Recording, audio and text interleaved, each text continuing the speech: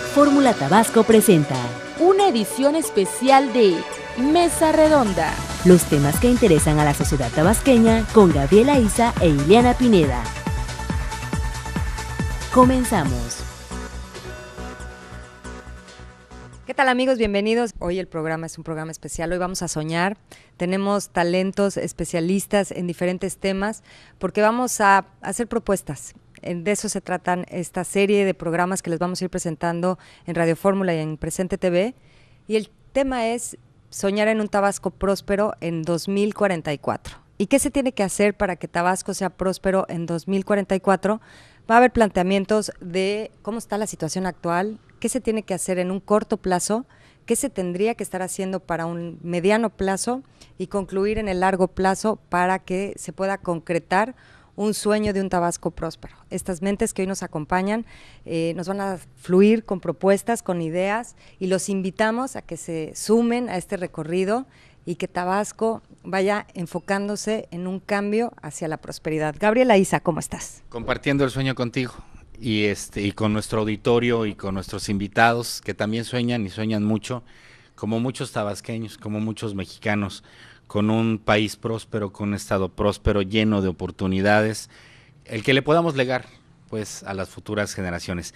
Y para ello, los que mencionabas tú, estas mentes que nos acompañan, estas personalidades que se destacan en diversos ramos, pues hoy coincidieron con la agenda después de algunos meses, y esta serie de programas que vamos a ir presentándole a usted, pues dan cuenta de todo lo que han investigado ellos durante muchos años, desde la academia, desde la empresa y desde sus diferentes trincheras.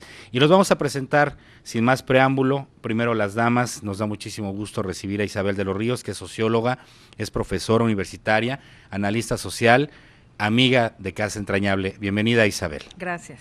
María Luisa Malagón García, ella es experta en gestión de talento, con quien abordaremos a fondo todo lo que tiene que ver con el sector educativo. Hola, bienvenida. Buenas tardes y gracias. Muchas gracias. Y a la doctora María Lili Gama Campillo, yo le digo Lili con todo aprecio y con todo respeto, nuestra especialista en medio ambiente, además reconocida a nivel internacional, Lili. Muchas gracias. Buenas tardes. Muchas gracias. Y caballeros, también nos acompaña Víctor Manuel Amoy Bocanegra, doctor en Economía Pública. Víctor, bienvenido. Muchas gracias, buenas tardes. Bueno, seguimos con la presentación rapidito. Carlos Fernando Mayo, consultor en desarrollo asociativo e innovación, con quien vamos a abordar temas muy, muy interesantes.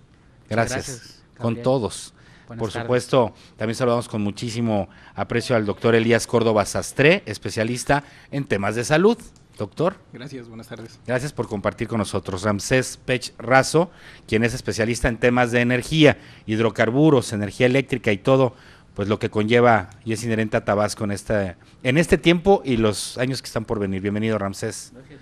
También, por supuesto, saludamos con aprecio a Gustavo Gutiérrez León, es empresario y tiene una visión de futuro muy, muy particular. Gracias, Gustavo. Gracias, y apreciamos de verdad con mucho cariño al arquitecto Jorge Cámara Domínguez el hecho de que nos pueda albergar en esta casa, en el Crown Plaza, y que además participe con esta visión ecológica, futurista, arquitectónica, urbanística, que tiene que decirle a los tabasqueños. Gracias, Jorge. Al contrario, a ustedes, gracias. Y por esta calidez y este lugar tan bello. Gracias. Señora, arrancamos. Les vamos a platicar un poquito cómo va a estar el formato de estos próximos programas. El día de hoy vamos a hacer un análisis breve de la fotografía de cómo está la situación en cada uno de los ámbitos de nuestros invitados y qué se tendría que hacer urgentemente en los primeros 5 años. Los siguientes programas nos vamos a ir al mediano plazo, va a ser el siguiente programa, y así al largo plazo, y vamos a ir viendo cómo se va desarrollando. En fin, vamos a empezar por la parte de la sociedad. Vamos a platicar con Isabel de los Ríos, es su tiempo. Para que un Tabasco sea próspero en 30 años necesitamos de una sociedad que se sume a este plan. Isabel, ¿cómo estamos? Muchas gracias, Ileana. Mira, a mí me parece que yo propondría centrar el análisis en 4 ejes. A mí me gustaría que se hablara de servicios públicos. Me gustaría un segundo eje para que habláramos sobre cómo resolver los problemas urgentes que tiene Tabasco. Un tercer eje que habláramos de la administración pública, cómo debe ser, cómo es la administración pública y cómo debe ser la administración pública en el Tabasco del futuro.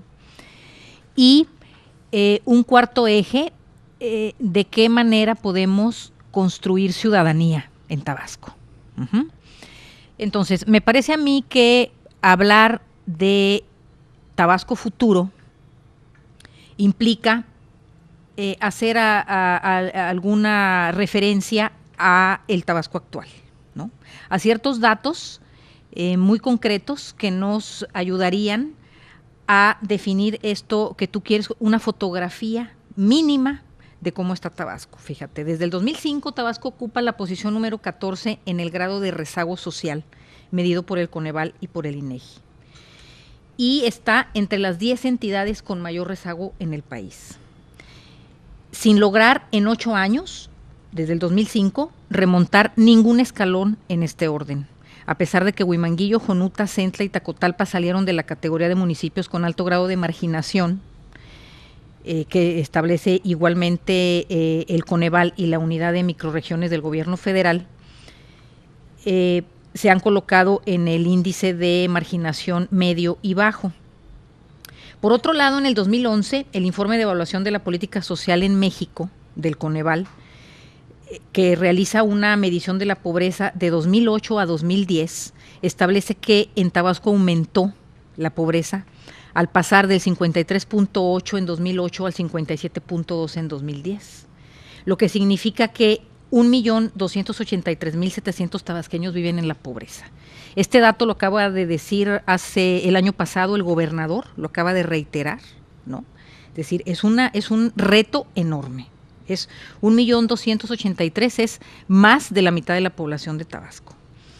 De ellos, de esa población que vive en pobreza, el 46% vive en pobreza moderada y el 11% vive en pobreza extrema. En la categoría de pobreza extrema, Tabasco logró en ese mismo periodo pasar del lugar 13 al lugar 11. 1.59 millones de habitantes en Tabasco viven con carencias por acceso a la seguridad social, es decir, acceso a la salud, acceso a la educación, sobre todo a la seguridad social, ¿no? Más bien, a la seguridad social. Y solo el 9% de la población del estado es población no pobre o no vulnerable. Fíjate qué dato tan espeluznante. Solo el 9.4% de la población del estado es población no pobre y no vulnerable. Esto lo acaba de decir también el Colegio de Economía hace 2 meses, ¿no? Que el 80% de la riqueza en Tabasco la concentra el 20% de la población. Uh-huh. Esto es grave. Desafortunadamente, Tabasco ocupa el primer lugar nacional en número de población que vive con inseguridad alimentaria. Según datos de septiembre del 2012 del Coneval, el valor de la canasta básica es de 818.50 pesos en zonas rurales y de 1.144 pesos en zonas urbanas. Los salarios en Tabasco no alcanzan. El 34.5% de la población, es decir, 1 de cada 3 tabasqueños, vive con inseguridad alimentaria, aunque el menor rezago que se presenta en nuestra entidad es el educativo. O sea, es cierto que en cobertura educativa estamos muy bien. Ajá. De todas maneras, tenemos, como te digo, muchas carencias en materia de seguridad social, en materia de seguridad alimentaria, en materia de mercado laboral, en materia de acceso a la vivienda, en materia de bienestar económico y principalmente en materia de cohesión social, que es el tema principal que me interesa.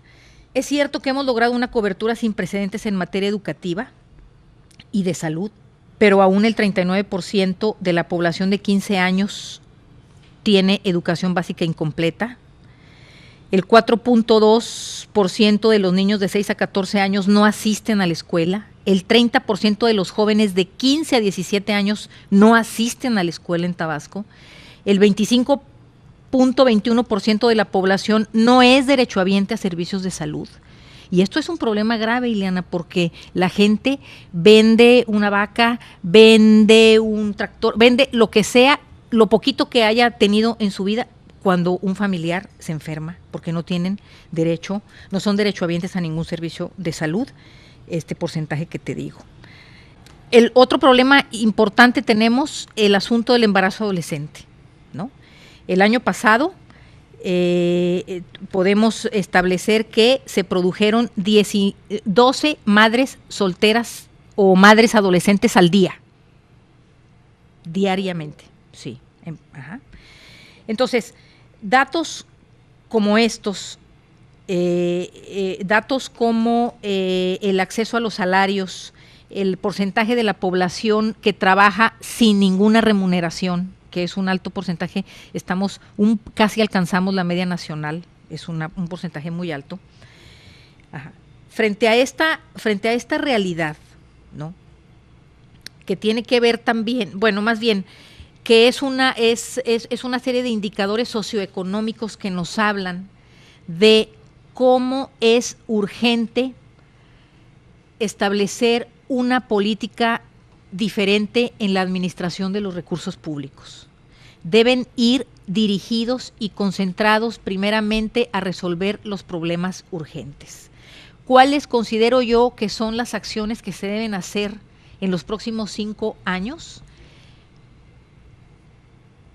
Como número 1, yo haría un planteamiento de que se haga una extraordinaria inversión en la rehabilitación y mantenimiento de la infraestructura pública. Tú llegas a un hospital y te da miedo sentarte en una silla. Llegas a la Procuraduría y la infraestructura pública hay que rehabilitarla, hay que deshacerla y hay que reconstruirla. Ajá.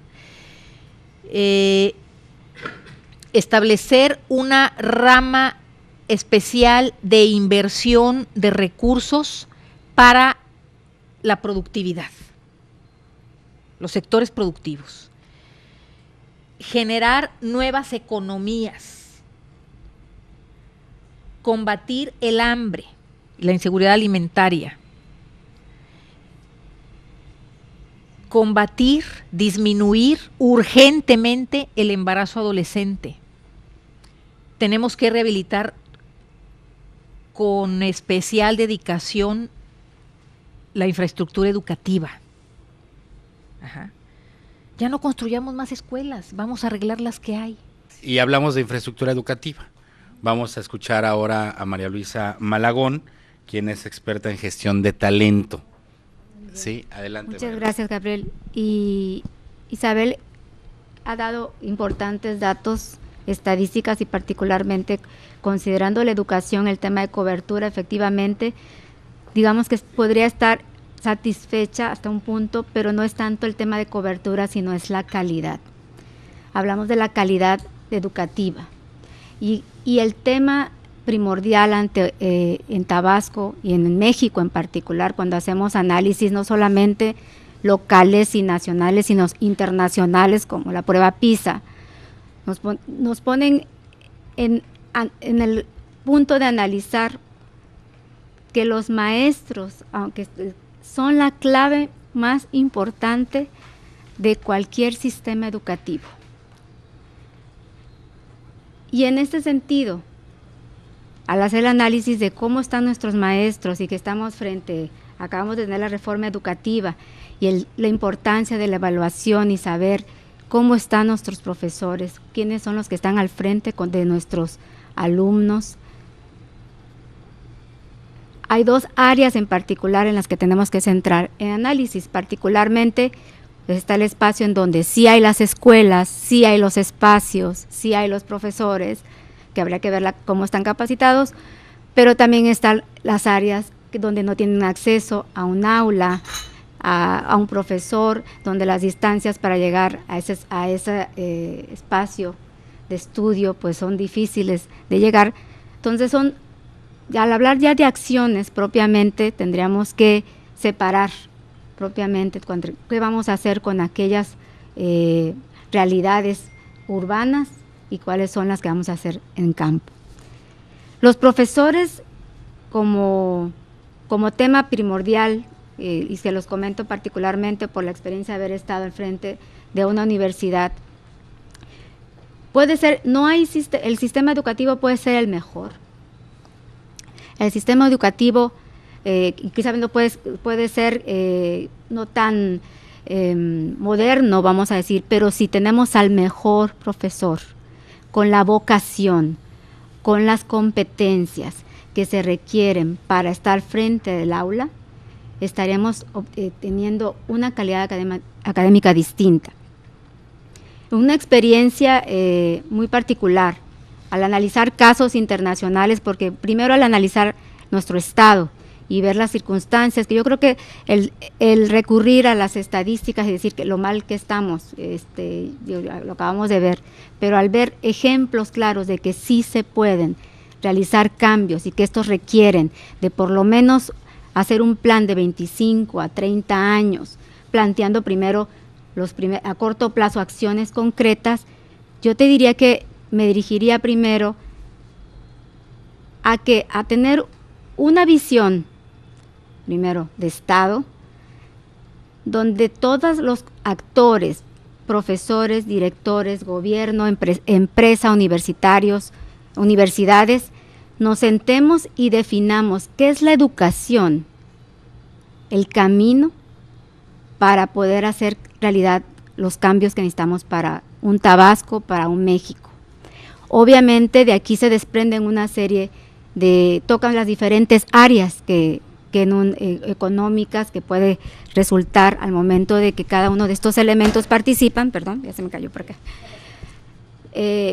Sin embargo, en esta participación, cuando hay este consenso real, cuando hablo de real es que todos estemos verdaderamente de acuerdo que ese es el camino y hagamos el compromiso y nos sentemos todos los actores a que realmente confirmemos que por aquí nos vamos a ir, esta es la educación con estos temas.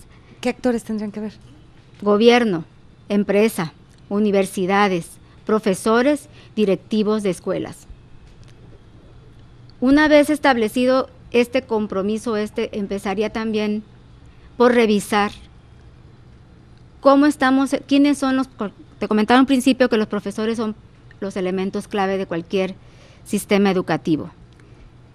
Quienes en los países en donde le han apostado a la educación y a la capacitación, tenemos casos ejemplares como quizá me voy a ir con países desarrollados, pero pues son los ejemplos, Finlandia, Irlanda, donde ellos apostaron en los 60, en los 70 a decir nos vamos por la educación y la capacitación de todo nuestro capital humano de acuerdo a los intereses del país.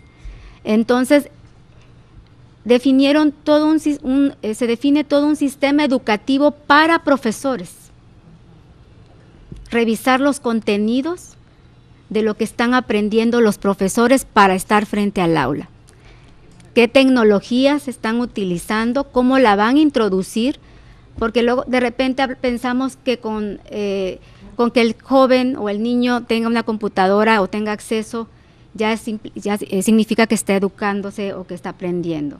Y quiero decirte que hay estadísticas que demuestran que está muy lejos de la realidad el hecho de que tengas la tecnología de todos los días si no se aplica de una manera, tanto el abuso como el no uso de la tecnología, si los extremos, estamos hablando de un problema importante. Tenemos que encontrar toda esa planeación, pero regresando al punto de establecer los profesores, el plan con el cual se van a formar a estos profesores y que también el sistema de admisión para quien quiera ser profesor también tenga sus respectivas llaves y no cualquiera, les voy a poner un ejemplo, tú cuando vas con un médico, tú quieres ver que las credenciales de ese doctor sean, que tiene tal especialidad, que estuvo en tal universidad, que tiene tales competencias. Cuando tú vas a poner a tus hijos en manos de un profesor, quieres que tenga esas credenciales.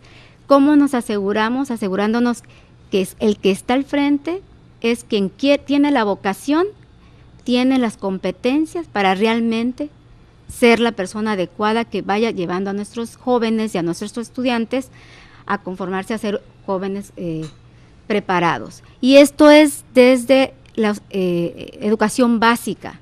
Y creo que muchas veces, al no tener acceso muchos de nuestros niños aquí en Tabasco a la educación básica, podemos tener estos niños que no tienen toda esa posibilidad de generar todo ese proceso mental que necesitan para ser mejores, para aprender mejor, para tener mejor razonamiento. Pero también tenemos que irnos, estos jóvenes, cómo se están alimentando, cómo están llegando a la escuela, están teniendo posibilidades de llegar a tiempo a su escuela. En sí, en resumen, lo que yo quería proponer en este espacio es que, en particular, desde mi punto de vista, lo más importante al momento de revisar el sistema educativo es revisar quiénes están al frente de nuestras aulas, independientemente de que se haga una inversión importante en educación. Es importante y se necesita la inversión en la educación, pero no es tanto el cuánto, sino el para qué y en dónde, en resumen. Gracias, Gili. Ahora vamos con Gustavo Gutiérrez para conocer su punto de vista desde la parte empresarial. ¿Cómo estamos y en 5 años qué se tiene que hacer de entrada? Gustavo Gutiérrez. Muchas gracias, Elena. Buenas tardes a todos. Bueno, gracias por la invitación. A mí me gustaría comenzar con una frase que creo que ayuda mucho en este tema, que se le atribuye a Peter Drucker, que es como el gurú de la administración, y dice que la mejor forma de predecir el futuro es construyéndolo. Entonces, pues creo que si nosotros queremos un mejor futuro, lo tenemos que empezar a construir desde hoy, y lo que pensemos que se va a hacer, lo podemos crear y entonces vamos a poder llegar hacia allá. Entonces, bueno, tomando esto en cuenta, pues ahora creo que soy optimista, y soy optimista sobre todo en la parte de tecnología. Creo que la parte de tecnología la podemos usar para bien de todos y puede hacer una diferencia muy importante en nuestra sociedad. Ahorita Isabel comentó algo sobre la desigualdad, que es un problema sin duda grave que tenemos en el país, y por el otro lado, Gili Mondragón, pues toda la parte educativa, que es muy importante. Las herramientas actuales, que creo que podemos mencionar una, quizá la más importante o de las más importantes, que es el Internet. El Internet yo creo que es el gran igualador social. ¿Por qué? Porque el Internet te permite acceso a la educación, que esa es su principal virtud. Se puede usar para estar en Facebook y para chatear y todo eso, está muy bien, pero la gran virtud es que se puede usar para la educación, y la educación es lo que te permite la capilaridad social, el crecimiento económico. Eso es la gran diferencia, y el Internet nos ha dado esa posibilidad hoy en día. Yo le comentaba a Ileana por ahí en alguna plática, el día de hoy un niño en Tacotalpa puede tener acceso a la mejor educación casi del mundo, a la misma educación que tiene un niño estudiando en Boston, en la mejor escuela, o vamos a pensar un universitario en el MIT va a tener casi el mismo acceso que el que tiene de nuevo un niño o un joven en Tacotalpa, y esa gran diferencia no existía hace algunos años. Entonces, eso creo que es lo que está revolucionando el mundo, lo está cambiando, y creo que nosotros tenemos la obligación de aprovecharlo, porque de nuevo esas herramientas están ahí, están disponibles para todos, no tienen costo. El precio de la educación ha disminuido radicalmente en ese sentido. Yo mismo les puedo decir, yo he tomado cursos de administración en las mejores escuelas del mundo, pero a través de Internet, y cursos gratis en Harvard. He tomado cursos de computación en Stanford gratis, y es impresionante. En Coursera es la plataforma. Coursera es la plataforma, hay una Coursera conjunta una serie de escuelas de las más importantes, pero ya incluso también hay escuelas mexicanas que suben sus cursos ahí, pero hay de todos los temas, incluso hasta música. Le digo que lo último fue que vi un tema de música y pues me dieron ganas de aprender música, y dije, bueno, igual y no es tan tarde, y aprendí algo de música.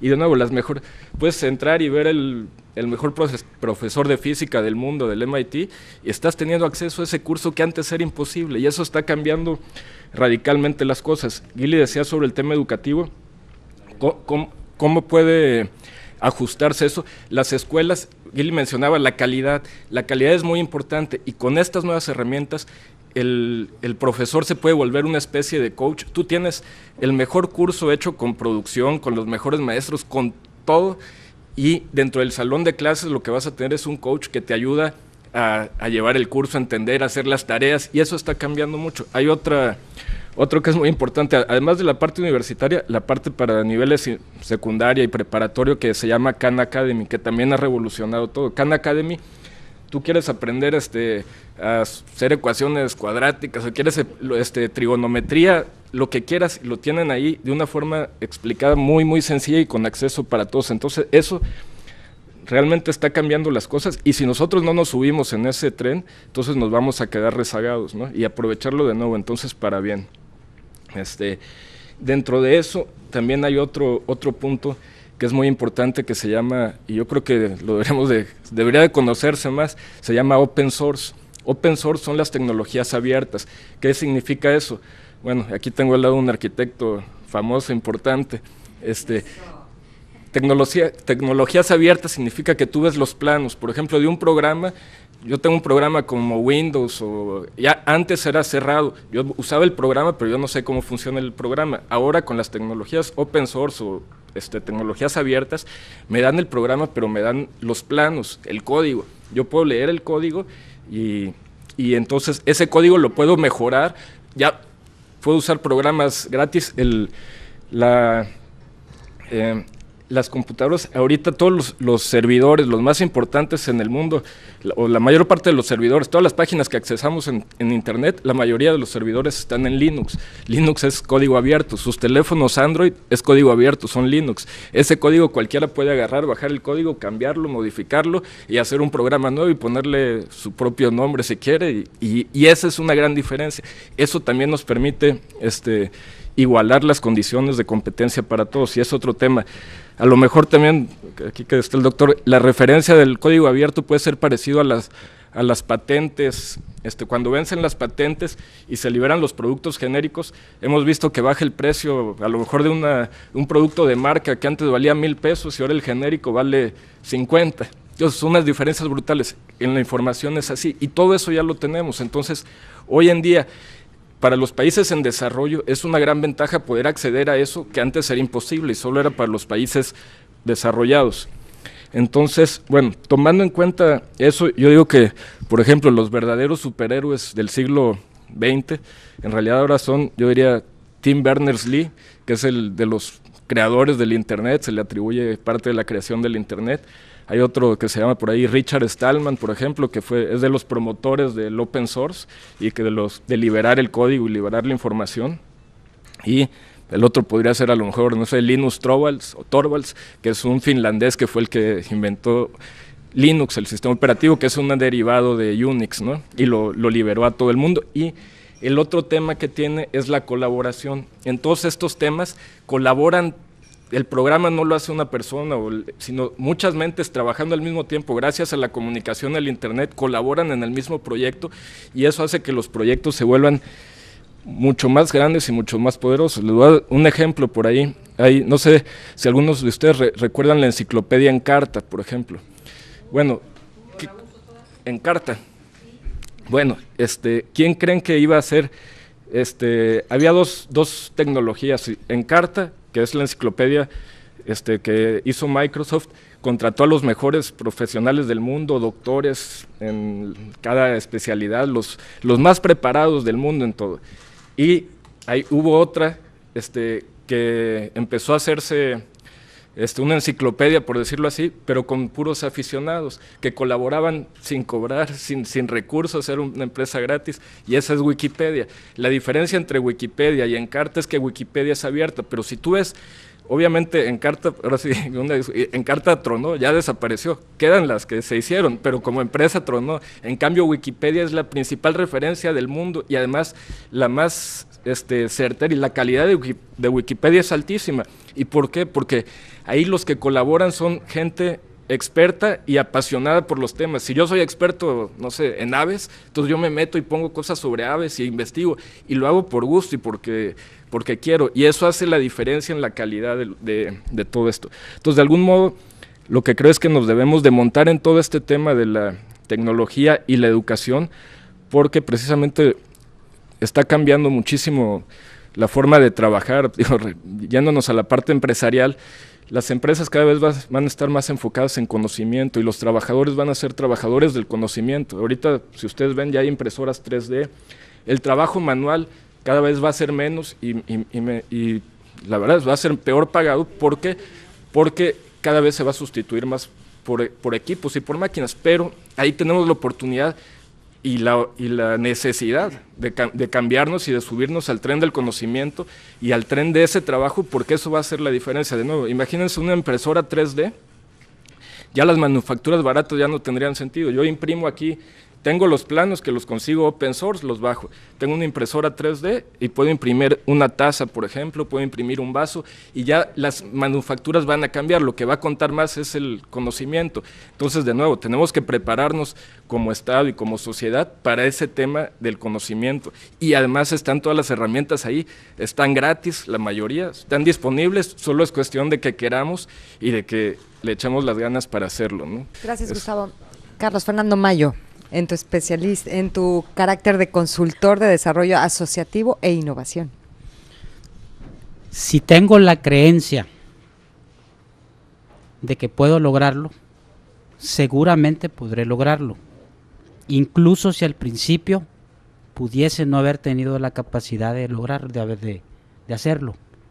Esta es una frase para mí extraordinaria de Gandhi, y la relaciono mucho a un concepto que desarrolló el psicólogo ucraniano-canadiense Albert Bandura cuando desarrolló su teoría de la autoeficacia, que además es uno de los referentes en el siglo XX sobre el tema precisamente que es con el que me da mucho gusto que casi todos estamos partiendo, que es el tema de la educación, porque Albert Bandura, antes de llegar a la teoría de la autoeficacia, desarrolló lo que fue la teoría cognitivo-social, que tiene que ver cómo los seres humanos aprendemos. Y quiero partir de algo, y creo que Isabel empezó dando datos muy concretos, contundentes. Considero que se ha tratado mucho ya el tema de un diagnóstico, no nada más a nivel de Tabasco, sino a nivel del país, de la problemática. Se ha discutido mucho eso. Yo creo que la gran mayoría de los mexicanos y de los tabasqueños sabemos que tenemos un gran reto, sabemos que tenemos problemas muy profundos, muy serios, pero yo quisiera partir de algo en este programa que me parece una extraordinaria propuesta, porque es algo que busca proponer, es algo propositivo.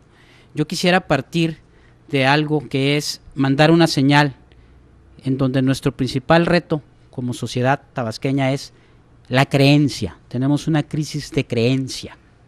Entonces, tenemos que contribuir todos a generar una creencia, a imaginar que podemos tener una realidad distinta, si no nosotros en el corto plazo, porque los problemas son fuertes, son grandes, sí nuestros hijos y los hijos de nuestros hijos.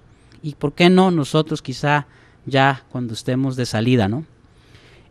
Partiendo de ello, nada más hago una referencia porque leía por ahí hace algunos días en una revista que estuvo por aquí en Tabasco hace poco tiempo, un pensador muy importante en materia de lo que es el tema de las ciencias políticas, Ethan Cohen, y él hablaba de que en México pasamos de la dictadura política a la dictadura de la desconfianza, precisamente. Entonces ahí es donde creo que está una de las grandes crisis, y la señal entonces a mi juicio debe de ser una señal en donde las cosas se pueden lograr, pero tenemos que empezar a creerlo y tenemos que empezar a trabajar para que lo que vayamos imaginando sea una realidad. El gran reto entonces a mi juicio es educativo.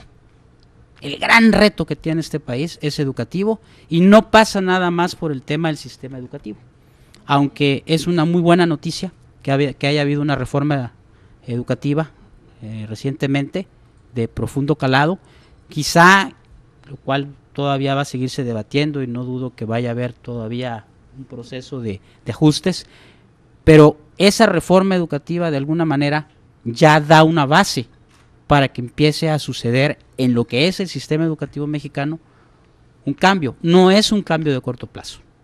Es decir, ¿cómo le haces? No sé cuántos maestros hay en México, 1.300.000 o cuántos más, bueno, los millones de maestros que forman parte del sistema educativo. ¿Cómo le haces para que una base de maestros que han formado o han educado con una serie de prejuicios, de criterios, pues no de la noche a la mañana van a empezar a educar de una manera distinta? Eso es un gran reto. Con una reforma que busca ir calificando, evaluando, que se vaya cada vez teniendo una mayor capacidad en magisterio para ir educando, pues es un proceso.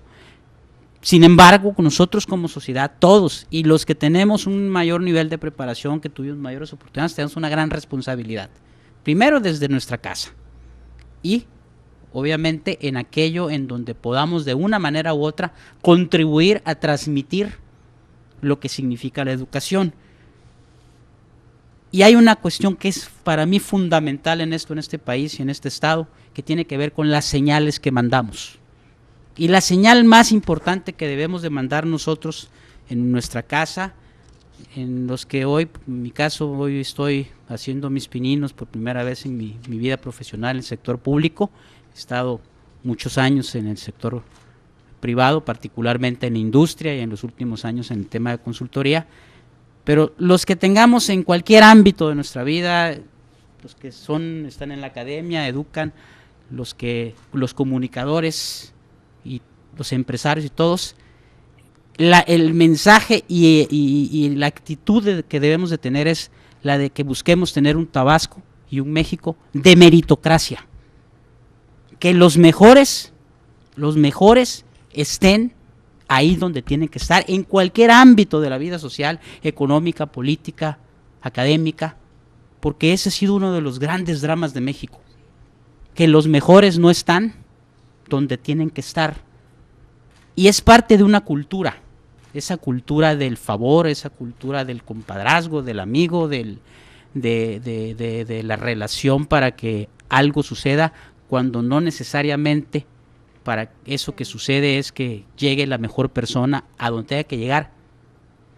Y quiero cerrar un poco en esta idea con algo que creo que debe de ser también un mensaje a mandar a los jóvenes, que se preparen y que ayudemos a que se preparen haciendo el uso de todos estos medios. Como decía Gustavo, la tecnología es una gran herramienta, es algo que no se tenía. Por ejemplo, las tecnologías disruptivas como el internet, no lo teníamos hace 15 años, no teníamos esa posibilidad, y hoy la tenemos para mandar estos mensajes. Y el mensaje es que los jóvenes, los niños, se preparen en ciencias, matemáticas, programación. Tenemos, y yo no tengo nada contra las ciencias sociales, es más, me encantan las letras, soy ingeniero y siempre me he caído en la cuenta que tenía yo a lo mejor hasta más vocación para las letras. Sin embargo, este país requiere ingenieros, requiere técnicos, requiere gente educada en el saber hacer, porque eso se relaciona a una capacidad práctica de convertir esa habilidad en algo que les signifique poder mejorar su nivel de vida y acceder a bienes y a una serie de benefactores que precisamente le ayuden a tener una condición de movilidad social. Entonces yo quisiera partir de ahí, partamos de un mensaje positivo a la sociedad, a la juventud, porque si nos ponemos a veces en los números, pues a veces, oye, pues ya nos llevó el tren, es muy difícil, no hombre, México no va a salir, Tabasco no va a salir nunca, y no. Claro que vamos a salir, pero con esa visión. Vamos con Jorge Cámara para que nos hable, él es maestro en arquitectura. El tema del ordenamiento, Jorge, eres un impulsor del verde. Muchas gracias. No, pues creo que ya se han dado muchas ideas muy interesantes, ¿no? Pero yo quisiera empezar con algo que a mí se me quedó grabado hace muchos años ya, cuando llego a estudiar la maestría. Hay un curso de inducción ese primer día y yo un poco aterrorizado por esta experiencia de volver a ingresar a una universidad, pues voy a tratar de entender qué es lo que tengo que hacer, y lo primero que nos dicen, como el mantra que teníamos que repetir todos los días, era evitar algo que se llamaba procrastination. yo no sabía que era procrastination, ¿no? Entonces, ¿qué es eso, no? Llego desesperado antes de internet y la inmediatez de la información al diccionario, y pues la palabra en español es básicamente la misma, procrastinación. Se me quedó en lo mismo, ¿no? Es finalmente dejar pendientes, irse retrasando en las cosas, postergar las cosas. Yo creo que ha sido uno de los grandes problemas de nuestro estado, ¿sí? El que hemos ido postergando y postergando y postergando las cosas. Estamos acostumbrados a postergar hasta el punto de donde ya pensamos que es pues ineludible, ya no podemos hacer nada más porque hay tantas cosas que hacer y tenemos tan pocos recursos para hacerlo, que finalmente yo creo que lo que necesita uno para poder hacer estas cosas es cambiar la actitud, es creer que podemos cambiar cosas, es tener creatividad para cambiar las cosas. Yo creo que es ahí donde también radica la esencia de de este Tabasco futuro. En estos 5 años, que es a mediano o corto plazo, llamemos un objetivo que nos podríamos fijar, yo creo que tenemos que usar esto, la creatividad. Y por otro lado, la optimización. Creo que en este sentido, un gobierno que tiene pocos recursos económicos, yo creo que tiene por otro lado muchos recursos en su gente. En ese sentido, creo que hay cosas que podemos hacer de manera inmediata. Hablemos, por ejemplo, en cuanto a la infraestructura con la que cuenta la ciudad. Empezaría yo ciertamente por una campaña para reforestar la ciudad. La ciudad arquitectónicamente no tiene pues una belleza arquitectónica en sí misma, ¿no? Finalmente es una ciudad relativamente joven, no tenemos joyas arquitectónicas como muchos otros estados, pero sí tenemos una joya natural. Y yo creo que para eso no se necesitan muchos recursos. Claro, habrá que plantar los árboles adecuados. Me acuerdo haber conocido a una gente que tenía casi 10 años investigando cuáles son los mejores árboles para sembrar en la ciudad. Entonces creo que podemos accesar a esta información y empezar a sembrar y hacer una ciudad verde, una ciudad muy bella, en el sentido verde. Por otro lado, también creo que hay cierta infraestructura subutilizada, totalmente subutilizada en la ciudad. Hay estacionamientos enormes, hay naves que se usan 1 o 2 veces al año. Tenemos que empezar a generar, a que esto produzca. Tenemos que buscar esta simbiosis entre empresarios, terrenos que son del gobierno, que no tienen uso o están subutilizados. Creo que deberían de venderse para que pues hicieran con estos recursos las cosas que se tienen que hacer. Yo tengo identificado ya en un plano de la ciudad muchísimos terrenos que son del gobierno federal y del gobierno estatal y municipal, ociosos completamente. Hay un archipiélago de pequeños terrenos que creo que deberían de pues utilizarse. Creo que la ley entra aquí de una manera muy importante. Hablemos de terrenos improductivos cuando hay infraestructura adecuada para que se estén optimizando, y que no se están optimizando, deberían de pagar prediales más altos. Esto incentivaría el uso del suelo y la mejora del suelo. No estoy necesariamente hablando de construir. Hay veces en Estados Unidos, por ejemplo, ahorita hay una ley que si tú tienes un terreno improductivo, puedes tener una huerta urbana y ya con eso tienes un uso, ¿sí? Y por lo tanto tus impuestos disminuyen. Entonces también tiene que haber, hablan de la educación. Yo creo en la educación, pero la educación no creo que sea tampoco la única herramienta para que un país sea mejor. Y quiero poner como ejemplo muchos de los países del llamado primer mundo. La verdad, la gente no es que tenga un nivel cultural muy alto necesariamente, hay mucha gente pues con muy poca información, pero sin embargo sí hay una consecuencia. O sea, inmediatamente un paisano, un mexicano, vamos a Estados Unidos y nuestra actitud cambia de inmediato. No tiramos una basura, no rebasamos, no manejamos con alcohol, cuidamos, cedemos el paso, respetamos las reglas. ¿Y por qué? Porque hay una consecuencia. Si tú en un país puedes hacer lo que quieras, y no hay consecuencias, lo más probable es que lo vas a seguir haciendo. Entonces creo que tenemos que tener reglas, tenemos que respetar esas reglas, tenemos que ser creativos, productivos. Ahora, ya en forma más concreta, yo creo que hay algunos puntos que sí veo que tienen que estar terminados de aquí a 5 años. Primero de ellos es una supercarretera, llamemos Villahermosa, México, Villahermosa Sureste, Villahermosa, Ciudad del Carmen y Campeche. Creo que esto nos favorecería enormemente para ser competitivos, rescatar lo que quede de una infraestructura de transporte por tren, que sigue siendo, yo creo, el modo de transporte más económico, generar posiblemente en estos 5 años, pues recuperarla y con un proceso mayor de planeación, pues pensar en rutas adicionales que lleven a Dos Bocas y lleven a otros puertos, nos haría sumamente competitivos.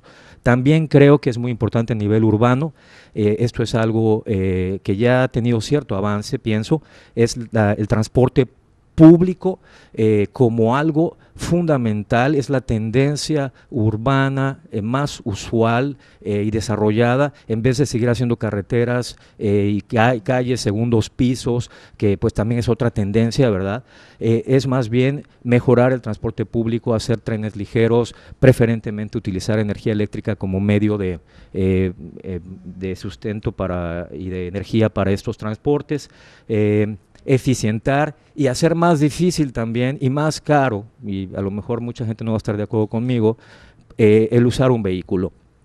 En California, precisamente por la cantidad excesiva de vehículos, tener un coche es un asunto complicado y caro, ¿no? Estacionarte en Nueva York es sumamente caro. Entonces eso incentiva el uso del transporte público y obviamente cuanto más gente lo use y si también tiene un costo, el transporte público va a ser algo que inclusive preferirás al transporte privado. Yo conocí gente muy rica que se mueve en metro en Nueva York. ¿Y por qué? Porque es más cómodo, agradable y puede leer un libro en lo que se transporta y camina una cuadra y disfruta la ciudad. Entonces creo que también el tema del transporte público es esencial de aquí a 5 años y es viable además, pienso, ¿no? Otro tema, creo que el centro de convenciones también de aquí a 5 años es muy factible.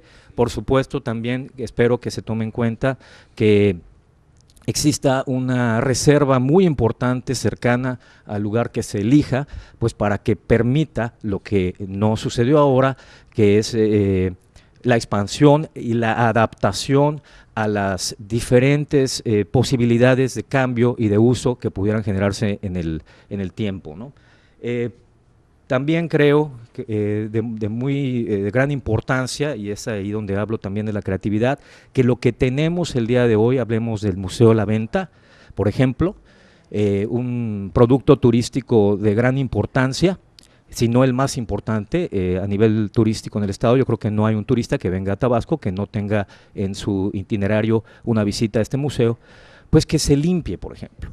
Hablemos que afuera de la entrada principal del museo hay una serie de puestos pues muy mal construidos, que dan una imagen de desorden, de mugre en la entrada de nuestro principal atractivo turístico. Yo creo que hay que tomar una acción inmediata ahí. Hablo del caso también, por ejemplo, de la entrada al Parque Tabasco. Fue una obra que se hizo pues con una cantidad muy importante de recursos. Cuando Teodoro González piensa en este eje que conduce hacia la laguna y que remata en el mirador, en este arco, que luego también es un arco maya, en esta fusión, tiene toda una serie de poesía en este eje que veías desde Paseo Tabasco. Pues ahora resulta que primero ponen una pantalla, después de la pantalla le ponen un carro encima, luego compren las farmacias fulanes al lado, y luego otra pantalla más, y luego también el mismo gobierno pone un triángulo, y el caso es que la hermosa foto que te podías tomar y la belleza que tenía este lugar se ve contaminada por esas cosas. Entonces yo sé que hay muchos compromisos, se firman contratos, bueno, pero ya pensar en una visión a futuro, en ir eliminando estos contratos y devolverle a lo que ya tenemos la belleza original. Algo similar está sucediendo en el Musevi. Es un edificio que a mucha gente probablemente no le gusta, pero finalmente es un referente es un referente de la ciudad. A mí me parece un edificio interesante. Yo veo las fotos de Tabasco, cuando toman las fotos, cuando vienen aquí, y mucha gente le toma una foto a este edificio. Creo que hay que usar la creatividad para darle de verdad un sentido a esta obra y quitarle los letreros que le están poniendo. Ahora lo convirtieron posiblemente en el letrero de propaganda más caro de la historia. Entonces, ojalá que lo limpien también. Creo que ahí es donde nos hace falta también limpiar nuestras banquetas, sembrar nuestro arbolito fuera de la casa, pintar nuestras casas, no tirar basura, no invadir las banquetas, que haya además repercusiones. O sea, yo veo la gente que saca su mugre, de verdad, y sus cosas, y las deja ahí en las banquetas. O sea, creo que también esto es factible en 5 años, una educación cívica y una responsabilidad. La gente tenemos que asumir nuestras responsabilidades y no pretender que todo nos lo resuelvan. Yo creo que de verdad hay mucho que podemos hacer de aquí a 5 años, aunque no haya muchos recursos. Gracias. Gracias, arquitecto. Qué bonita visión, ojalá sí, todo verde y bonito. Ahora vamos con el señor Víctor Lamoye, especialista en finanzas públicas. Y bueno, para todo esto el dinero tiene que salir de alguna manera, entonces vamos a hablar con el experto para que nos diga cómo se tendría que administrar y cuáles deberían de ser pues las prioridades para poder alcanzar pues todo esto que hemos estado platicando aquí. Víctor Lamoye. Gracias, Ileana. Gracias, Gabriel. Buenas tardes. Muy interesante y sobre todo muy buen punto de partida el que estamos ahorita comentando. Y aquí vamos a comentar un poco cuál es el papel del gobierno, qué debe hacer el gobierno justamente en los próximos años para poder cumplir con muchos de los planteamientos que aquí estamos haciendo. Nuestra amiga Isabel comentaba en un principio la triste realidad socioeconómica que padece Tabasco. Justamente lo primero que yo revisé en su momento cuando empecé a estudiar recientemente los números y las estadísticas tabasqueñas, la realidad social y económica tabasqueña, fue justamente ver cómo estaba la situación de pobreza, la distribución de la renta, la distribución del ingreso en la gente. Y lo ilustraste muy bien, Isabel, y de veras que eso es lo que tenemos que resolver. ¿Cómo resolverlo? Tú das algunas propuestas en el corto plazo que debemos hacer. Nos platicabas, Isabel, que hay que invertir y modernizar la infraestructura pública. Nos comentaste también que hay que hacer crecer la economía, invertir en el campo, en ayudar a combatir el hambre y la pobreza y la marginación, y también invertir recursos en la productividad, que eso es también fundamental. Por supuesto que para que el gobierno pueda hacer todo esto necesitas recursos, y uno de los graves problemas que ha sufrido Tabasco en los últimos años es la falta de recursos. Tabasco durante muchos años fue el mayor receptor de recursos por parte de la federación, por parte de las transferencias y por parte de las inversiones que llegaron del sector privado a la entidad. Eso cambió radicalmente durante los años finales de los 60, principios de los 70, todavía en los 80, Tabasco traía una senda de desarrollo y de crecimiento muy positiva, y la sociedad se veía en otra posición. Actualmente, y a partir de los años 90, empezó un deterioro paulatino, tanto en la recepción de recursos por parte del sector público a raíz de cambios en el modelo de federalismo fiscal, como a raíz de una serie de problemáticas que generó justamente esa falta de recursos en muchos niveles de gobierno, en el municipal y en el propio gobierno estatal y en muchas dependencias. Pasaron los años y al día de hoy la situación financiera de Tabasco es muy grave. Para poder, Isabel, hacer la inversión en infraestructura pública, mejorarla, para tener una mejor posición en cuanto a atender los satisfactores sociales desde el gobierno, la parte que le corresponde al gobierno, porque no todo lo tiene que hacer el gobierno solo es un coadyuvante en muchas cosas, pero no todo lo tiene que hacer el gobierno, tenemos que actuar gobierno y sociedad, pero para poder la parte que le corresponde al gobierno, tenemos que tener unas finanzas sanas, una hacienda pública estatal sana, viable, en este momento la hacienda pública del Estado no es viable. Habían muchas cosas que podíamos hacer en el corto plazo para darle viabilidad. Algunas ya se están haciendo actualmente y otras hay que meterle velocidad. ¿Qué tenemos que hacer en los próximos 5 años? Que era la pregunta que nos hacía Ileana en un principio. ¿Sí? En primer lugar, sanear las finanzas. Tabasco tiene ahorita en sus finanzas públicas 3 problemas estructurales, los cuales hay que resolver. El primero es la falta de recursos, la caída paulatina de recursos, porque hubo un cambio en la fórmula de participaciones del modelo de federalismo fiscal que se dio en 2007, y a partir de 2008 y hasta el año 2021, tenemos las proyecciones, Tabasco va a perder recursos que nos transfieren, y eso va a presionar mucho la calidad de los servicios, va a presionar mucho la calidad de la infraestructura, ¿sí? Entonces hay que resolver ese primer punto, la caída de recursos. Hay que buscar nuevos mecanismos para atraer recursos públicos, una mayor recaudación propia, negociar con la federación, que nos reconozcan todavía más la aportación que hace Tabasco a través de su actividad petrolera a los ingresos nacionales.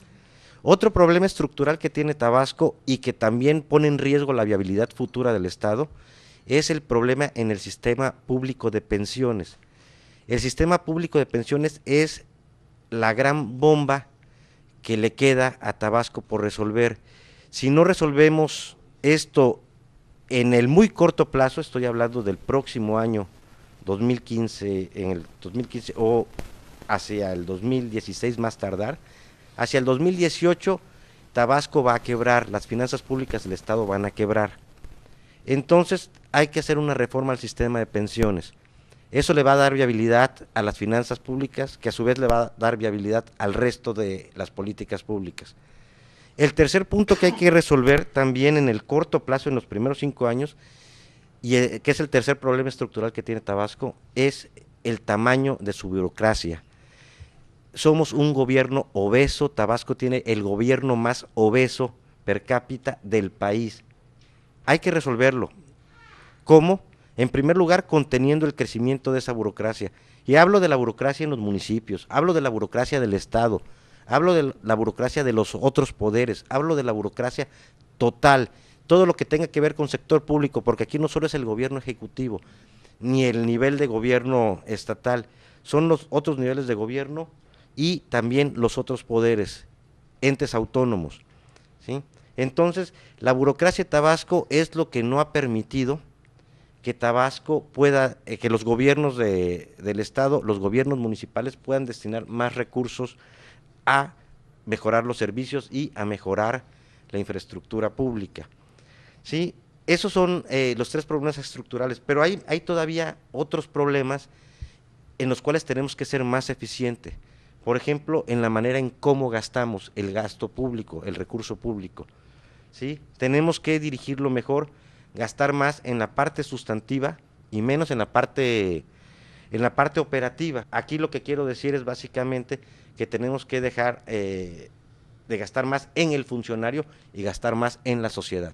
El otro punto que a mí me parece fundamental y que tiene que ver con los otros que mencioné anteriormente es el tema de la transparencia. El gobierno, los gobiernos, los entes autónomos, los poderes públicos tienen que ser transparentes en cómo gastan los recursos públicos. Eso evita que el gasto sea ineficiente, que se gaste de manera ineficiente. La transparencia es la mejor medicina contra las malas prácticas. La sociedad puede vigilar a los gobiernos siempre que los gobiernos son transparentes. Creo que es la batalla que como sociedad tenemos que dar. Hay un tema importantísimo y coincido con ustedes, compañeros, que la educación es la herramienta que va a ayudar a salir a los tabasqueños del grado de pobreza y marginación que padecen. Sí, esa es la medicina para abatir esa brecha que hay, la polarización del ingreso, ¿sí? Hay mucho dinero concentrado en muy pocos y una pobreza muy acentuada en la gran mayoría de los tabasqueños, y eso no lo podemos permitir como sociedad, como tabasqueños, como gente que queremos a nuestro estado. El gobierno mexicano gasta en educación una de las mayores cantidades, de los mayores montos per cápita o con respecto a PIB de todos los países de la OCDE, que son los países más ricos. Sin embargo, mencionaban aquí que el tema de la calidad entonces, no es un tema de dinero nada más, que el gobierno le meta más dinero y más dinero a la educación, es un tema de calidad, y mucho de la calidad la podemos lograr con las nuevas tecnologías que comentaba Gustavo. ¿Cuál es el papel del gobierno para hacer llegar estas nuevas tecnologías a todos los tabasqueños? La conectividad. El gobierno tiene que trabajar en darle conectividad a todos, es decir, exactamente, es decir, ¿cómo hacemos que un niño se pueda conectar a internet, o una familia de Tacotalpa, Balancán, que tienen escasos recursos se pueden conectar a internet y acceder, Gustavo, como decías, a Harvard, a los cursos del MIT, o la conectividad? Y el gobierno sí tiene la obligación de dar conectividad. Creo que tenemos como sociedad que presionar para que entre los primeros servicios públicos que nos preste el gobierno esté la conectividad gratuita, de acceso público. Bueno, vamos concretando, ¿no? En la parte de la sociedad que despierte, aquí en general se ha concluido que la parte de la educación fundamental, eficientar los recursos. Bueno, vamos a hablar ahora con Ramsés Pech, el especialista en el sector energético, porque para Tabasco este es el momento de una segunda oportunidad con relación al boom petrolero. ¿Cómo se tendría que aprovechar? Pero bueno, vamos en el sentido. ¿Cómo están las cosas, Ram, y los siguientes 5 años que se tienen que hacer? Bueno, gracias a todos ustedes y buenas tardes. Y creo que es un honor para mí seguir después de la parte de finanzas. Creo que la parte de finanzas hoy en el estado de Tabasco, puedo decir que está lo mejor saneado. Pero yo lo que quiero decirles a ustedes es que todos nosotros estamos equivocados. La reforma energética y las leyes secundarias no existen oportunidades, sino hay que cubrir necesidades que tenemos de hace 15 años que no las hemos cubierto. Dejen de pensar y dejemos de pensar que los estados tienen soberanía. No hay una soberanía en un mercado abierto global en donde se basa todo en una economía. Si no hay dinero, no se mueve un país o estado o una empresa. Bueno, ¿cómo voy yo a Tabasco? 5 años, una refinería, 5 plantas de ciclo combinado por medio de la ley de asociaciones público-privadas, un centro de investigación en la zona sur-sureste que no existe en todo, que sea parte energética, de medio ambiente y todo lo demás. Una planta de fertilizantes que pueden hacerse, que es un mercado abierto. Y segundo, y el último, el quinto, un uso general del gas natural en los hogares y en la economía del estado.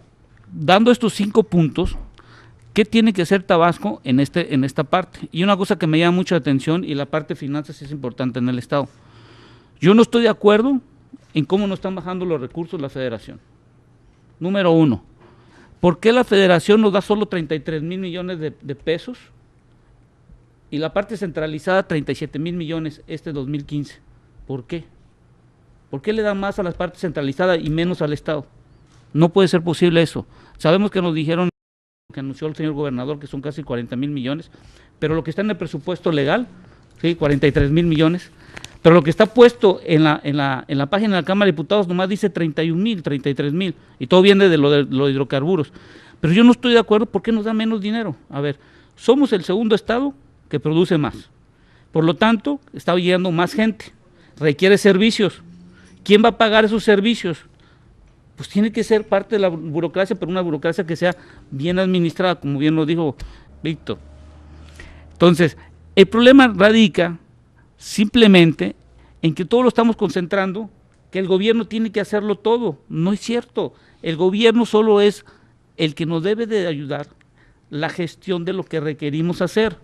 ¿Por qué hicimos la ley en mayo de acciones público-privadas? Porque el gobierno necesita a alguien que lo ayude con recursos. Lo último, y lo que más importante de todo esto es, ¿cuántos de los empresarios, de las universidades y todos los que están en Tabasco estamos preparados para lo que viene ahorita? Estamos diciendo que es el segundo boom, pero nadie está preparado. ¿Quién está preparado ahorita? Nadie. Y me van a decir que dentro de la única ventana que hay de este boom son 10 años, no estamos pensando más de 10 años, son 10 años.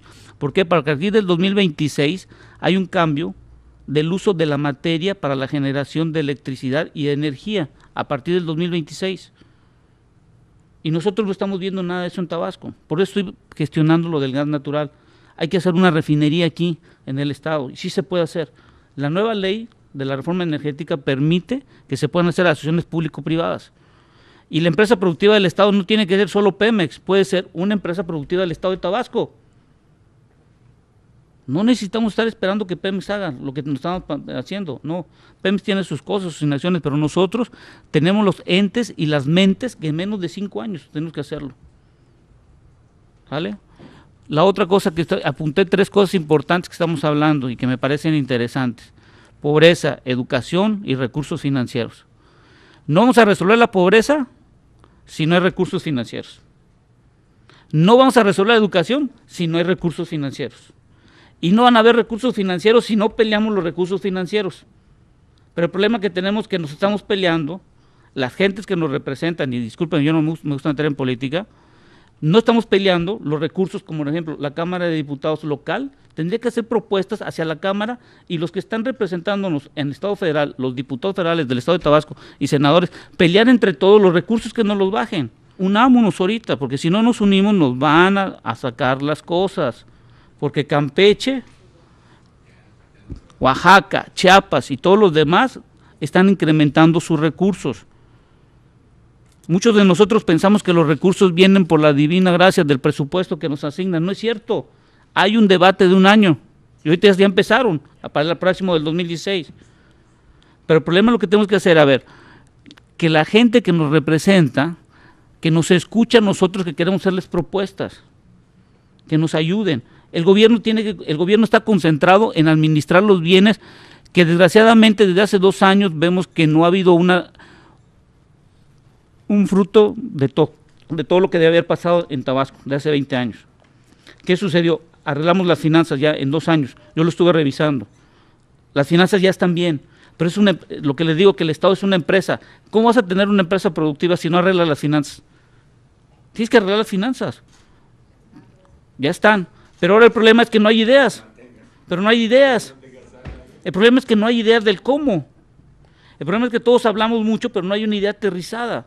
Entonces la idea aterrizada que yo les propongo es, miren, dejémonos de cosas y concentrémonos. Hay que hacer una refinería. Hay que hacer 5 plantas de ciclo combinado para que tengamos nuestra propia generación de electricidad y bajamos los costos, que están bien caros. Un centro de investigación, una planta de fertilizantes y el uso de gas natural en los hogares y en la economía. La otra parte muy importante es la del medio ambiente. Cojeamos, y Lili Gama, pues yo creo que ha hecho estudios también a futuro, desde hace tiempo, de lo que nos espera con el cambio climático. ¿Cómo estaríamos a 5 años? ¿Cómo estamos, Lili Gama? Yo quisiera ser optimista, pensando que tenemos muchas cosas, y de hecho traigo ideas que quiero pensar que son optimistas con visiones de futuro. Sin embargo, me gustaría señalar que no solo los tabasqueños, sino todos los seres de este planeta parecen olvidarse que no son los únicos que habitan en este planeta, y todas las cosas que se proponen están dirigidas a dar beneficios a los seres humanos de este planeta, y los recursos naturales son la base de lo que nos mantiene en este planeta. Si no tenemos recursos naturales, no tenemos futuro, esa es la realidad. Los alimentos, la ropa, las medicinas, si no todas, porque algunos ya son sintéticos, pero de alguna manera tienen vínculos con los recursos naturales, y si no tenemos estos, entonces estamos comprometiendo seriamente nuestro futuro. Esa es la realidad. De hecho, hoy el tema de seguridad que están llevando los diferentes países, y Tabasco no es la excepción, es el cambio climático. Y eso es el resultado de no vernos en el planeta como uno más de los que estamos participando de los bienes que ofrece este planeta. Es interesante para mí, que me siento tabasqueña adoptada, ver cómo los tabasqueños locales voltean y ven el paisaje y se sienten sumamente enamorados de lo que ven, y yo también. Creo que el Estado tiene, y la naturaleza en Tabasco tiene una gran capacidad de recuperación Sin embargo, debo reconocer que me entristece mucho que he visto unos cuadros maravillosos de los paisajes que había en Tabasco antes y eso ya no hay, o hay en muy pocos lugares. Eso me habla de que la imagen que tienen las poblaciones hoy en día no están reflejando lo que verdaderamente debería de haber en este estado. Lamentablemente estamos inmersos en diversos problemas ambientales muy importantes que tienen diversos impactos locales, regionales o globales, como es el cambio climático. Y dado que los recursos ambientales es el centro de lo que nos interesa, estamos expuestos a problemas muy serios. No todos pueden gozar de aire y agua limpios, y el no gozar de aire y agua limpios traen problemas de salud importantes que desgastan. También debemos reconocer que si no atendemos el tema de la pobreza está directamente vinculado con el ambiente. Si no atendemos esta situación de una manera vinculada entre los dos, pues vamos a seguir creciendo así. Lamentablemente, los recursos para el ambiente son muy constreñidos, muy limitados. No es una apuesta que ningún gobierno realmente le hace con seriedad, a pesar de que es un tema que conlleva a comprometer nuestro futuro, no es algo que recibe todo lo que pudiéramos pensar. Es más, hay muchos discursos que hablan de que mejore el ambiente, es como aquellos ecólogos que quién sabe qué están haciendo o quién sabe para dónde van, pero la realidad es que debería de estar sobre la mesa. Y me uno a los compañeros que hablaron antes de mí, Gil y Isabel, en el tema de la educación. Definitivamente nosotros necesitamos un cambio cultural. Yo traía 3 temas que considero importantes desde mi perspectiva para Tabasco. Uno es la educación ambiental, otro es el agua y otro son la conservación de los recursos naturales. Desde el punto de vista, yo creo que necesitamos un cambio de cultura ambiental y yo creo que las escuelas es una apuesta importante para un cambio de cultura ambiental. Si hiciéramos una fuerte inversión, y entiendo que no hay mucho dinero, pero la educación es importante, si hiciéramos una fuerte inversión en que las escuelas se volvieran escuelas verdes, estaríamos enseñando a los niños y a los papás de los niños la importancia de muchos de los temas que tienen que ver con el manejo de los residuos, con la conservación de los recursos, la conservación del agua, y además yo voy un poco más allá porque no son temas que sean algo nuevo. En diferentes países lo han aprovechado de diferentes formas. Yo digo que en Tabasco necesitamos escuelas verdes no vulnerables. No digo que pongamos más escuelas, pero escuelas verdes no vulnerables. O sea, necesitamos que los niños en las escuelas, y cuando hablo de los niños será por la edad, pienso en niños desde el kinder hasta la universidad, los muchachos y los jóvenes, que tengan capacitación en identificar el riesgo al que están expuestos en cuanto a las condiciones ambientales. No todo lo que nos pasa en este estado respecto a las condiciones ambientales necesariamente es directamente aplicable al cambio climático, pero sí indirectamente está asociado. Y lo estamos viviendo día a día, justo estamos en años muy recientes en donde estamos viendo serios impactos de lo que se llaman eventos extraordinarios, que yo no sé por qué le llaman extraordinarios cuando ya están siendo más ordinarios de lo extraordinarios. Pero estas son las nuevas condiciones que estamos enfrentando y creo que en estas escuelas, utilizando los sistemas a distancia, que también hay cursos en eso, de hecho yo ya he tomado también cursos a distancia en el tema de cambio climático para mantenerme actualizada en esta situación, y es una manera de acercarnos. Si las escuelas fueran implementadas también con eficiencia energética, por ejemplo, alternativas de solares, todas estas nuevas tecnologías que están al alcance, que pudieran ser utilizadas, ecotecnologías en donde los muchachos también aprendieran a tener techos verdes, otro tipo de cultivos, porque cuando se viene una inundación definitivamente y quedan aislados, si las mismas familias conocieran estas alternativas y las practicaran diariamente, tendrían la posibilidad de mantenerse bajo estas condiciones. El otro tema que considero sumamente importante para el Estado, porque desde mi muy personal perspectiva creo que es una de las riquezas más importantes que hay, es el agua. Hoy y en el futuro. Tenemos ríos extraordinarios, de los ríos más caudalosos que cruzan nuestro país en Tabasco, pero la calidad del agua no es buena. Y en otros países han logrado revertir la calidad del agua. Yo creo que hay que impulsar una estrategia que logre recuperar, restaurar nuestros ríos, y con eso vamos a tener muchos bienes agregados, no solamente eso, sino vamos a tener la posibilidad de tener hermosos ríos que pasen por las ciudades, que podríamos utilizar de manera muy importante. Podríamos buscar la manera de recuperar el transporte fluvial que se hace en otros países, e incluso me atrevo a decir que podríamos hasta evitar especies invasoras como el pez diablo, porque lo que le gusta es lo que está contaminado. Entonces, este tipo de acciones nos permite regresar la posibilidad de espacios naturales y especies que ocupaban antes estos lugares. Reforestar la orilla de los ríos no solo recupera las posibilidades de las paredes, es más fácil cuidar ríos reforestados a las orillas que tener que volver a poner bordos cada año y ver qué pasa con ellos. O sea, eso es lo natural, eso es lo que funciona. Si tenemos árboles a la orilla de los ríos, no vamos a dar la posibilidad a los peces diablo de hacer nidos a las orillas de los ríos y hacer deslaves a las orillas de los ríos, como sucede en muchas partes.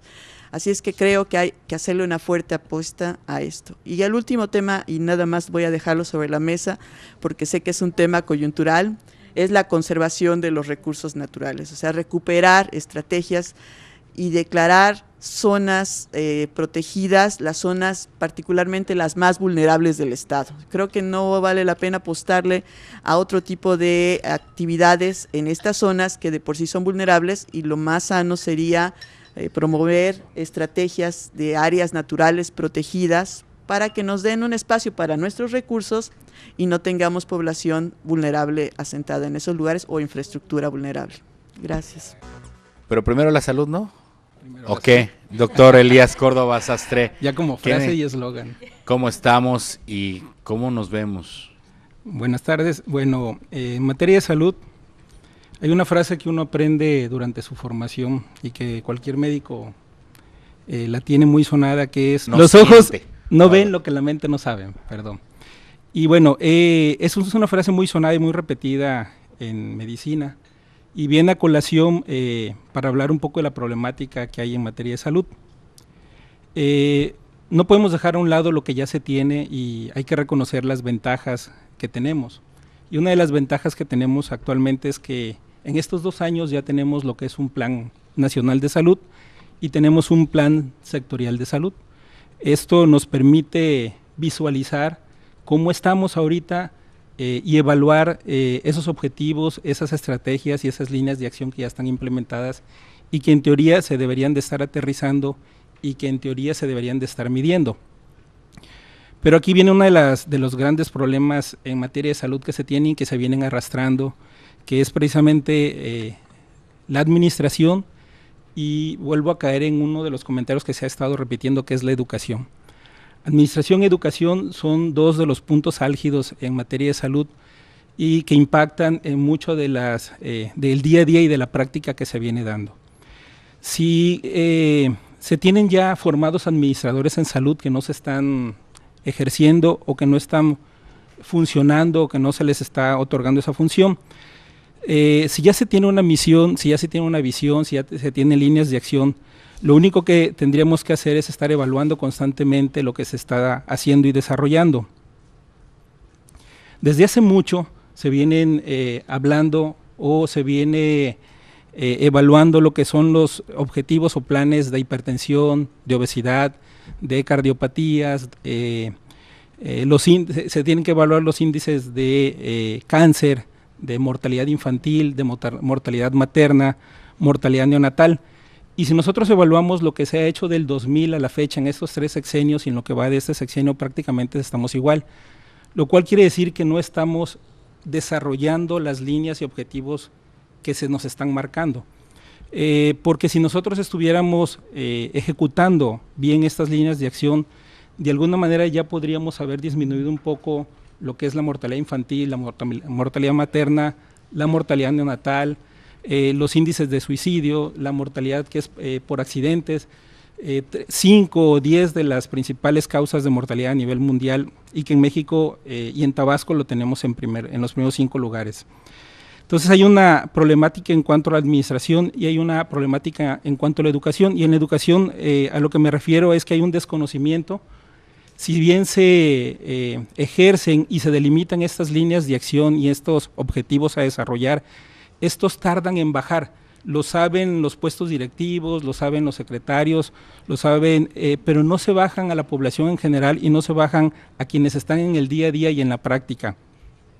Se habla de procesos, se habla de eficientar los accesos, pero no se hace un análisis y no se toma en cuenta cómo se está cubriendo esos 600 unidades de salud que tenemos en Tabasco con la formación de recursos.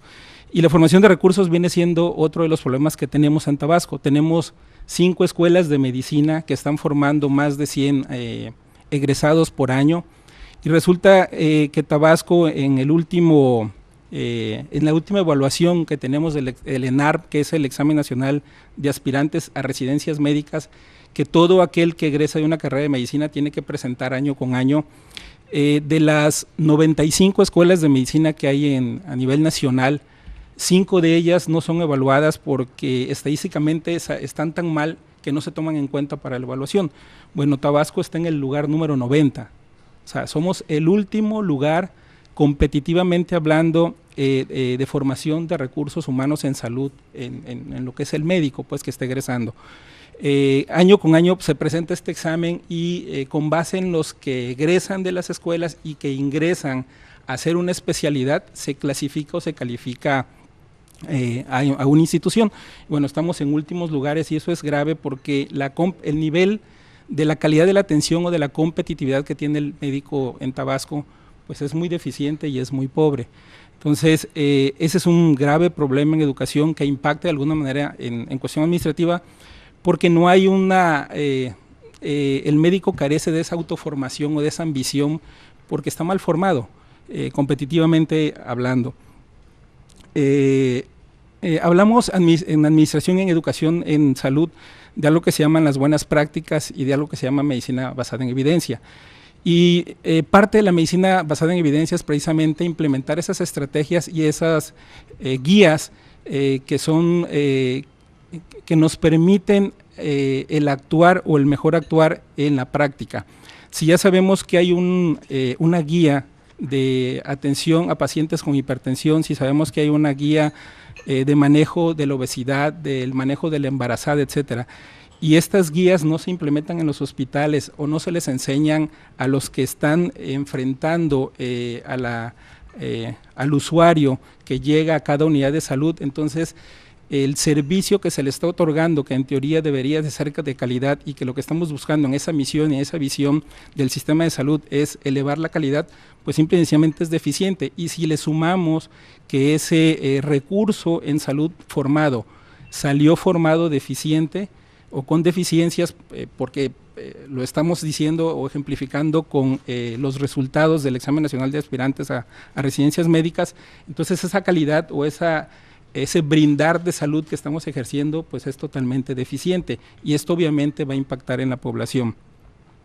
De esas 5 escuelas de medicina que existen en el estado no hay una planeación y no hay un orden en el sentido que se pongan de acuerdo en cómo llevar a cabo planes para poder impactar en los problemas que tenemos a nivel de salud, obesidad, hipertensión. Somos uno de los estados con mayor tasa de obesidad, el segundo estado con mayor tasa de obesidad, y independientemente de esa obesidad que hablaba del gubernamental, que hablaba el doctor Lamoyi, somos un estado muy obeso y estamos haciendo muy poco en materia de salud para disminuir esto.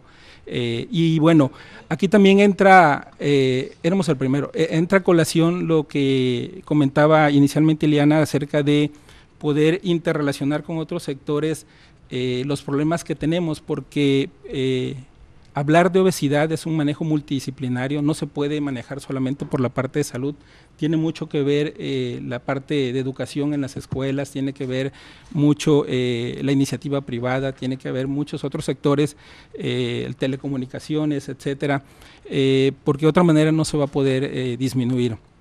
Entonces, esa parte de ejercer acciones y de poder implementar estrategias para disminuir todos estos problemas que se presentan en salud, insisto, tiene que ver con esa parte de administración y esa parte de educación. Hace algunos años, cuando me tocó llevar la maestría en administración, me llamaba la atención que una de las primeras preguntas que hacían quienes nos venían a dar esta cátedra, el primer día incluso en una reunión que se tenía, se preguntaba a todos los asistentes que si cuáles eran los problemas de Tabasco en materia de administración en salud, y no hubo respuestas, porque en teoría en Tabasco no se tenía problemas de administración. En ese entonces, quienes llegaban a puestos de dirección no tenían conocimientos en administración, y esto es una problemática, porque en la práctica, cuando se quieren aterrizar programas, si no hay un plan de formación o no hay un plan de sensibilización, obviamente todo lo que querramos implementar se va a venir abajo. Si, como comentaba hace rato, en materia de educación, si yo quiero implementar una estrategia que me permita llevar educación médica continua a través de telemedicina, que finalmente tiene que ver o está ya en uno de los rubros de los objetivos de acción o líneas estratégicas en materia de el Plan Nacional de Salud, pero yo no sensibilizo a mi personal para poder usar estas tecnologías de información y comunicación. Yo puedo comprar computadoras, pero se me van a echar a perder, van a ser obsoletas, como ya pasó en alguno de los sexenios, y bueno, para poder llevar a cabo e implementar todas estas estrategias, necesito hacer buenos planes, y eso tiene que ver con la administración. Tengo que aterrizar esos programas, hacer una adecuada planeación para que no pase lo que ha pasado con otros programas que se han tratado de ejercer.